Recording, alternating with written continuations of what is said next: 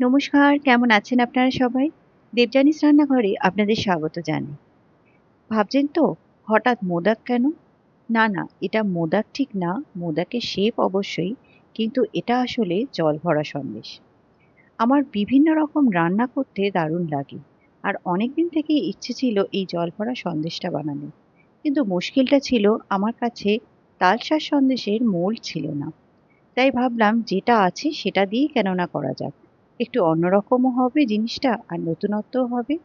রেসিপিটা শেয়ার করলাম, ভালো লাগলে অবশ্যই আমার চ্যানেলটাকে ফলো করবেন আর একটা লাইক শেয়ার সাবস্ক্রাইব করতে কিন্তু ভুলবেন না। তাহলে চলুন রেসিপিটা দেখে নিই। এখানে আমি 1.5 লিটার দুধের ছানা অলরেডি করে নিয়েছি। এটাকে মোটামুটি এখানে আমার 400 গ্রাম মতো ছানা হয়েছে। এবার এটাকে হাত দিয়ে যতটা সম্ভব সফট করে এটাকে মেখে নিতে হবে। আমার এই কাজটা করতে মোটামুটি 5-7 মিনিট কিন্তু সময় লেগেছিল। আর এটা ছানা কাটার সময় আমি একটুখানি কর্নফ্লাওয়ার গুলে এর মধ্যে দিয়ে দিয়েছিলাম, যার জন্য ছানাটা কিন্তু অলরেডি সফট হয়েছে। এটা দেখুন হয়ে গেছে। এবার এটা একটা কড়াইতে নামিয়ে নিয়েছি। এখানে দিয়ে দিচ্ছি আমি 2 টেবিল স্পুন গুঁড়ো দুধ আর দিয়ে দিচ্ছি খেজুরের গুড়। এখানে খেজুরের গুড় আমি মোটামুটি 200 গ্রাম মতো ব্যবহার করেছি। আপনারা একটু বুঝে দেবেন মিষ্টিটা। এবার এটাকে ভালো করে মিশিয়ে নেব। এখনো অবধি কিন্তু এটা আমি গ্যাসে বসাইনি। এটা একদম খুব ভালো করে মিশিয়ে নিতে হবে।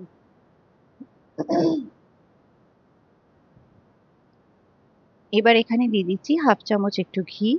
এবার এটা গ্যাসে বসিয়ে দিয়েছি এবং বসানোর পর এটাকে মিডিয়াম ফ্লেমে কন্টিনিউয়াসলি কিন্তু নাড়তে হবে।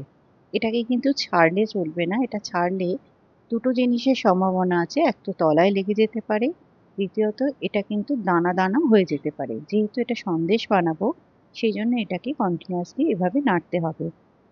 এটা দেখুন কতটা লিকুইড হয়ে গেছে। এবার এটাকে পুরোপুরি শুকিয়ে নিতে হবে। এটা দেখুন অলরেডি কিন্তু শোকাতে শুরু করে দিয়েছে। এটা এভাবেই কন্টিনিউয়াসলি নাড়তে হবে। তবে মাঝে মধ্যে একটু ফ্লেমটা বাড়াতে কমাতে পারেন, কিন্তু এটা চেষ্টা করবেন মিডিয়াম ফ্লেমেই করার। এটা অনেকটাই শুকিয়ে গেছে, তবে আরেকটু এটাকে শুকিয়ে নেব। এবার দেখুন এটা কিন্তু পুরোপুরি কড়াই ছেড়ে দিচ্ছে। এটা কিন্তু একদম শুকিয়ে গেছে। এই সময় এখানে কিন্তু আমি গ্যাসটা বন্ধ করে এভাবেই 2-3 মিনিট এটাকে একটু কড়াইতে নাড়তে থাকবো। এটাকে ছাড়লে কিন্তু চলবে না।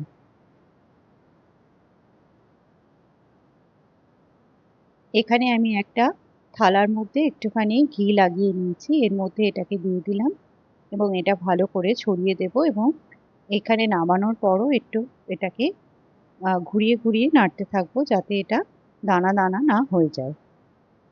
এটা দেখুন এটা হালকা ঠান্ডা হয়ে গেছে। এখানে আমি একটা বাটির মধ্যে খেজুরের রস নিয়ে নিয়েছি। আর এই হলো আমার মোদকের মোল্ড, যেটার মধ্যে আমি করব। আর কোনো উপায় ছিল না, কারণ অন্য কোনো মোল্ড আমার কাছে নেই। এবার এর মধ্যে আমি ভালো করে একটু ঘি লাগিয়ে নিচ্ছি। হাতের মধ্যেও একটুখানি ঘি লাগিয়ে নিলাম। এবার এখানে দিয়ে দিচ্ছি দুদিকেই একটা করে কিশমিশ। এবার কিছুটা সন্দেশ নিয়ে এইভাবে এটাকে ফিল করে দেবো। অনেকেরই বাড়িতে আজকাল মোদকের মোল্ড কিন্তু থেকেই থাকে, কারণ অনেকেই আজকাল এরকম বিভিন্ন রকম মোদক সন্দেশ বানিয়েই থাকে। তারা কিন্তু অবশ্যই এভাবে ট্রাই করতে পারে।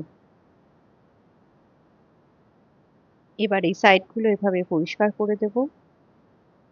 সত্যি বলতে কি, দোকানের থেকে এই সন্দেশের টেস্ট কিন্তু অনেক গুণ ভালো হয়। এবার একটা কাঠি দিয়ে আমি মাঝখানটা একটু ফুটো করে দিচ্ছি।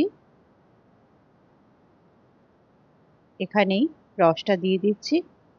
তারপর কিছুটা সন্দেশ নিয়ে এভাবে ফিল করে দিচ্ছি।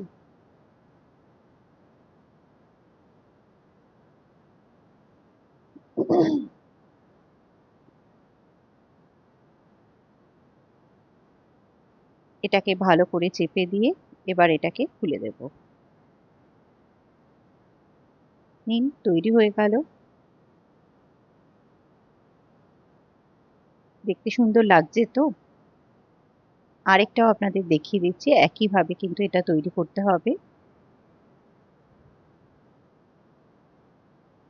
সন্দেশটা খেতে কিন্তু সত্যিই খুব সুন্দর হয় এবং এটা যতটা নরম দেখছেন এটা কিন্তু ড্রাই হওয়ার সাথে সাথে, ঠান্ডা হওয়ার সাথে সাথে এটা ততটাই কিন্তু শক্ত হয়ে যাবে।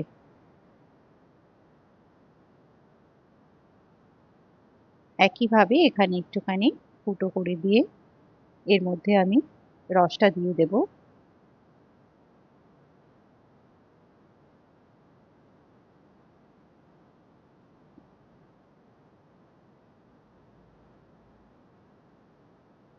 এবার এটা খুলে নেব। এইভাবে কিন্তু আমি প্রত্যেকটা সন্দেশই বানিয়ে দেব। নিন, খুব সহজেই তৈরি হয়ে যায়। সত্যি কিন্তু একদম বেশি সময় লাগে না এটা করতে, কিন্তু খেতে হয় দারুণ। যদি নতুনত্ব কিছু ট্রাই করতে চান, এটা কিন্তু বাড়িতে একবার বানাতেই পারেন।